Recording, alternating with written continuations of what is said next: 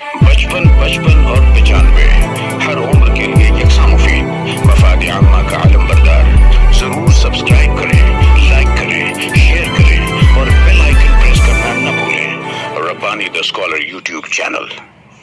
Mansura engineering college में admission जारी, scholarship भी दस्तयाब। जो थी वो उसका बयान, मैं लईक भाई से दरखास्त करूंगा कि मुद्दा जो आपने उठाया इसके बारे में आपके जहन में यकीनन कुछ होगा, आप इसके बारे में कुछ रोशनी डालें, मैं आगे बढ़ूंगा इंशाअल्लाह। शुक्रिया सोहेल भाई। सबसे पहली बात ये कि अवामी जो जुबान थी उस वक्त और शोफा की जो जुबान, बादशाहों की जुबान अपनी फारसी, कुछ लोग तुर्की जानते थे, अरबी जानते थे। अवाम अलग अलग खित्तों में अलग अलग मीडियम से बातें करते थे।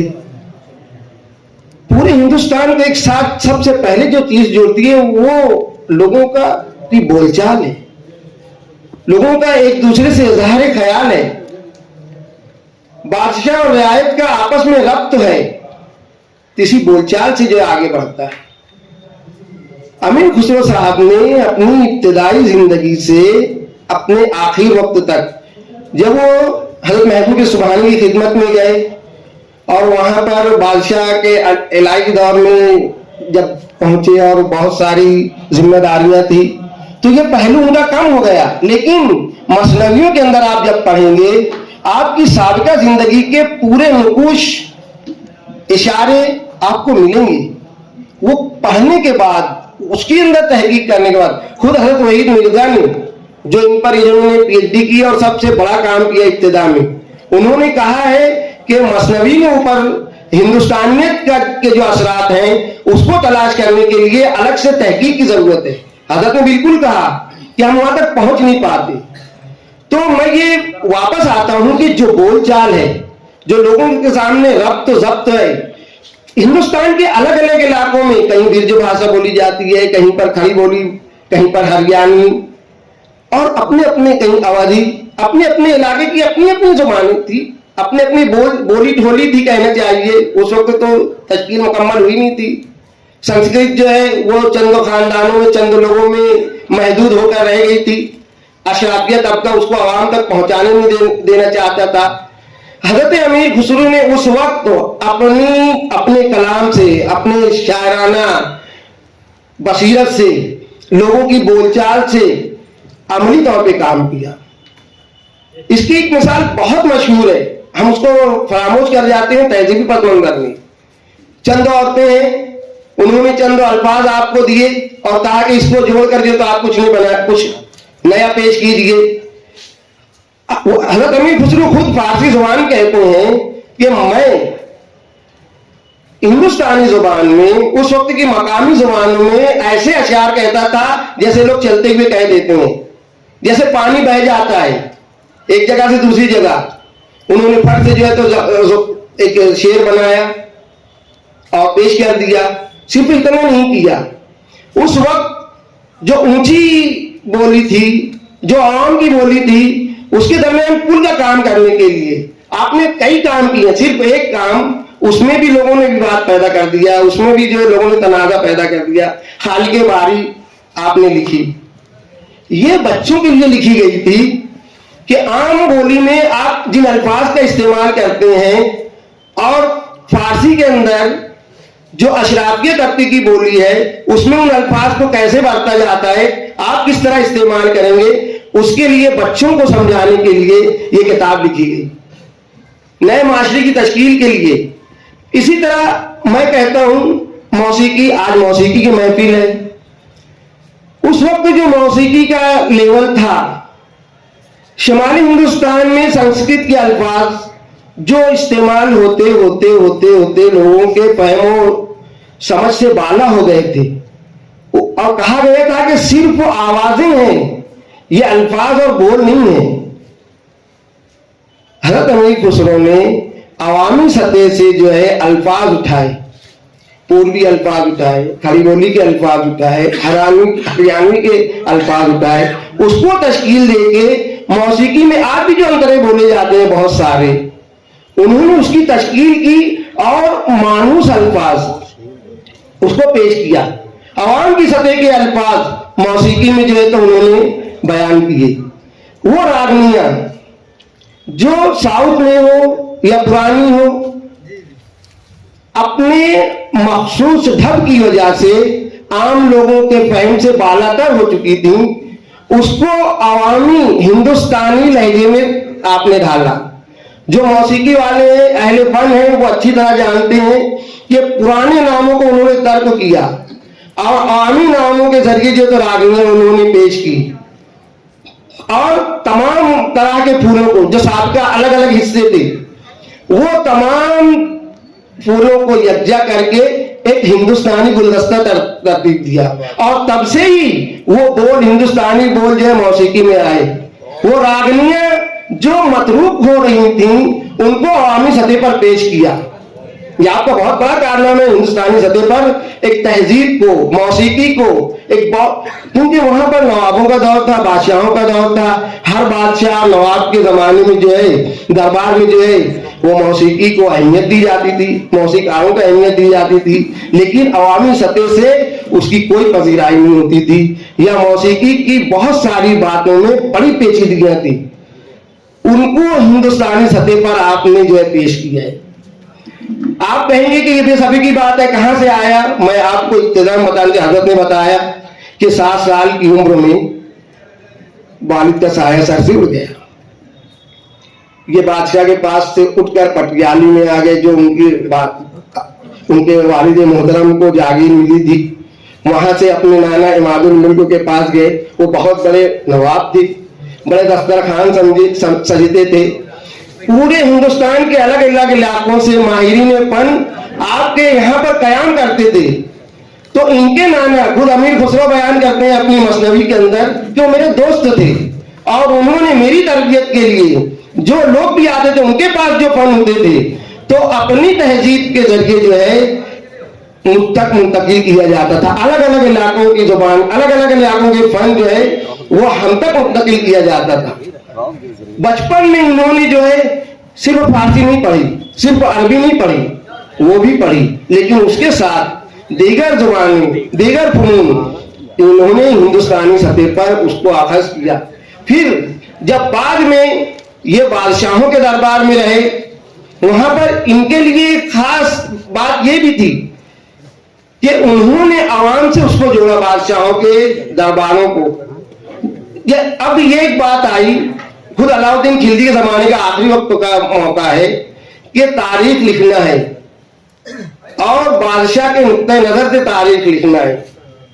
आपने अलाउद्दीन खिलजी के जमाने की तारीख इन अल्फाज में लिखी है कि बाद के जितने मुआरिखीन आए हैं वो इस बात के ऊपर इंहिसार करते थे कि हजरत अमीर खुसरो ने क्या लिखा है। आपकी तारीख को बुनियाद बनाकर उस दौर को बयान किया जाता है। तारीख में आपका कारनामा, मौसीकी में आपका कारनामा, हिंदुस्तानी सतह पर जुबान बयान में आपका कारनामा। इसी तरह जो है अवाम को आपस में रब्त के तौर पर, तहजीब के तौर पर एकजुट बनाने में, पहले जिस वक्त बादशाह ये मुसलमान बादशाह यहाँ पर आने शुरू हुए, अलग अलग इलाकों में अलग अलग तौर पर हुकूमतें कायम थी। मुगलों ने जो है पूरे हिंदुस्तान को मजबूत किया। जी, तो मैं ये कहना चाहता था कि ये पस मंजर आप जहन में रखिए और बात को जो है हम आगे बढ़ाते हैं। मैं सोहेल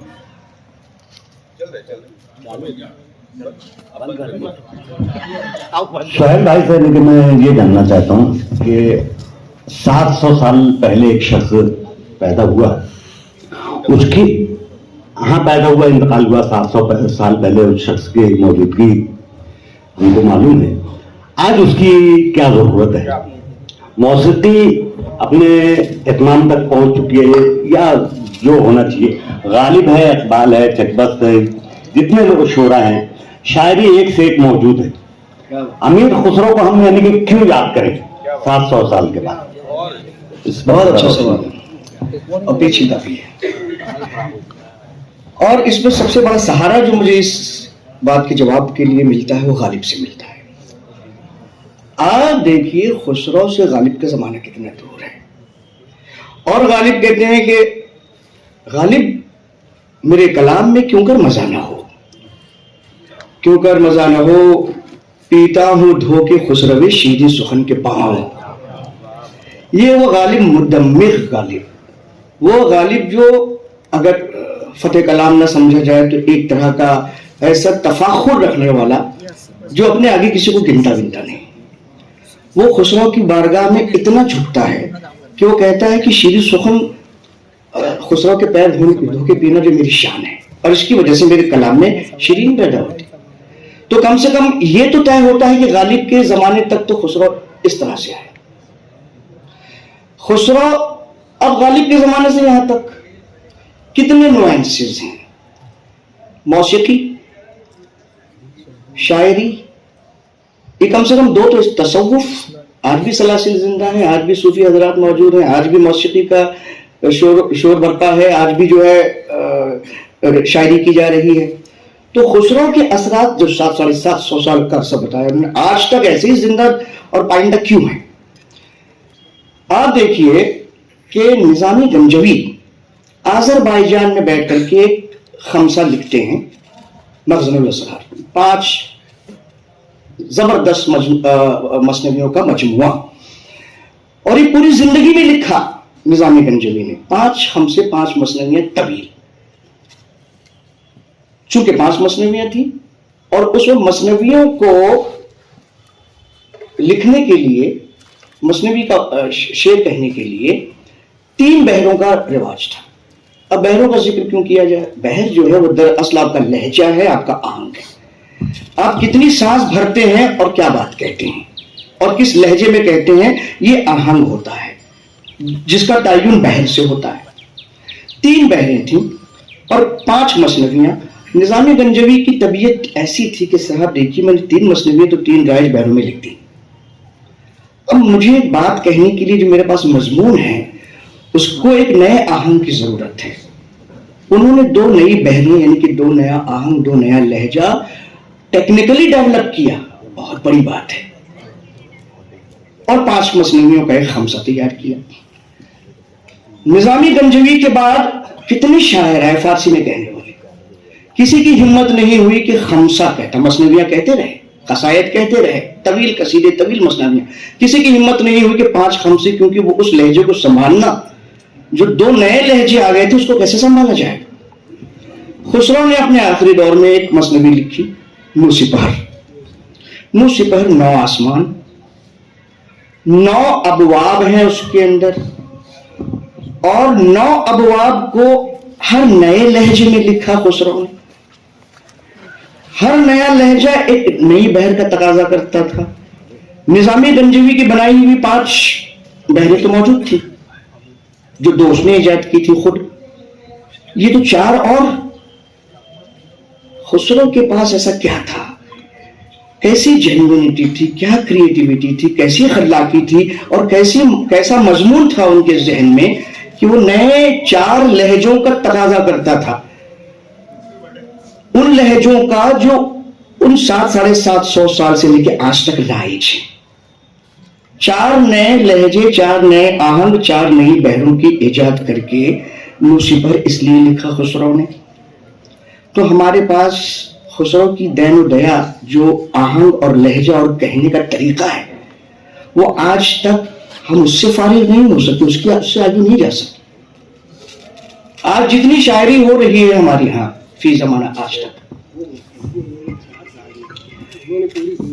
बिल्कुल बहुत सही इशारा दिया इन्होंने कि निजामी गंजवी ने तो सारी जिंदगी में लिखा था और 3 से 4 साल में खुसरो ने ये खमसा लिखा था, जवाब दिया।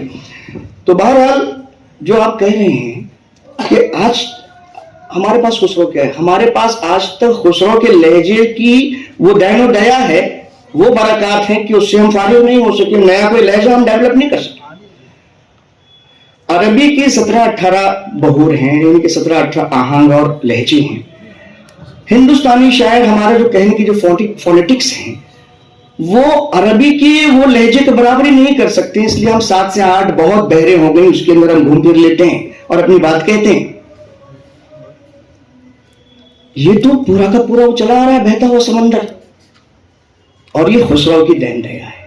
एक दूसरा ये कि अपनी जिंदगी में शुरुआत में हजरत अमीर खुसरो ने गजलों को अव्वल जो है ये कहा कि ये कोई इसमें अहम बातें नहीं कही जा सकती गजल क्या होती है। हालांकि कसीदे का एक हिस्सा जो होता है गजल बना दिया जाता है, या मसनवी का कोई टुकड़ा लेके गजल बना दिया जाता है और बनाया जा सकता है, लेकिन गजल अपने आप में जैसी कि गजल हम जानते हैं वो पसंद नहीं करते थे हजरत अमीर खुसरो। लेकिन जब उन्होंने देखा कि दिल्ली की सड़कों पर ये गजल जो है ये अवाम में बड़ी प्रचलित है, बहुत लोग उसको अच्छा समझते हैं, बात इसकी समझते हैं, आम बोलचाल इसमें इस्तेमाल की जा सकती है, तो हजरत अमीर खुसरो ने गजल कहना शुरू की। अच्छा, सिर्फ गजलें नहीं कही, वो गजल का सिर्फ शायर नहीं है, जैसा आपने इशारा दिया कि आज क्या